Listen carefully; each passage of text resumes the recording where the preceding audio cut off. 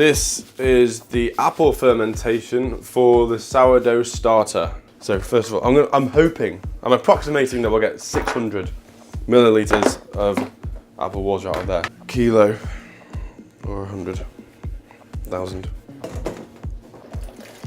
Smells like good scrumpy jack. So once we get this going, just have to feed it each day, because I use it on a daily basis, because I make bread every day, twice a day. So I take a little bit of this out and then make the bread with it in there. It just gives a great texture to the bread. And then I just add a bit more flour, a bit more water, and then it'll feed off the water in the flour, being an organism. I will leave this now till tomorrow. All the healthy bacteria will feed off the flour. Great source of food. And then we'll make some sourdough buns. Okay, so we are entering the final stages of the sourdough mix. Here we have the sourdough starter.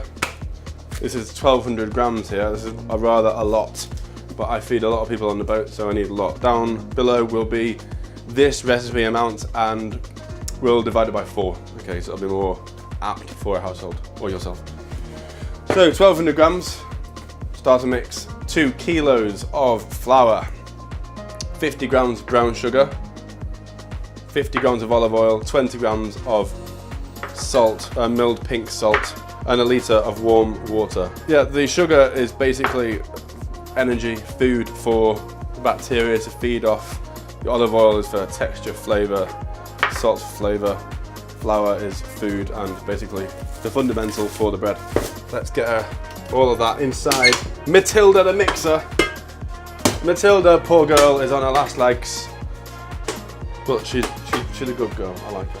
Of course, this is all stuck to the bowl, so I'll just stick a little bit of olive oil in here. This is essentially lube. There you go. So easy with a bit of olive oil. Get the sugar in there, and it'll be balanced with the mellowness of the olive oil.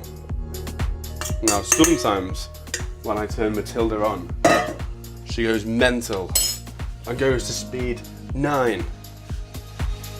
Water in, 1 litre, warm, 20 grams of Himalayan ground salt, 50 grams, beautiful, extra virgin olive oil, non-guilty pleasure.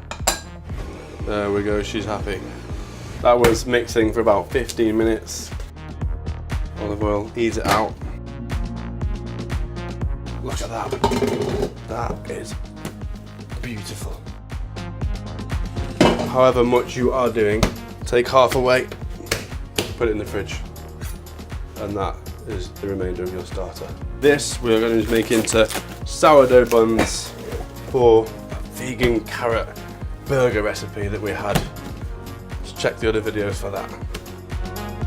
I mean, look, it's not sticky at all, it's perfect.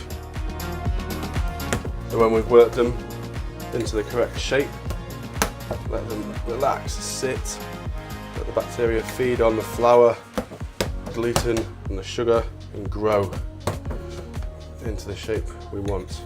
Now, when I was studying in Paris, my tutor told me you'd have to do approximately 5,000 buns before you can do it perfectly. Now, I haven't made 5,000 buns. Okay, now there's no need to be panicking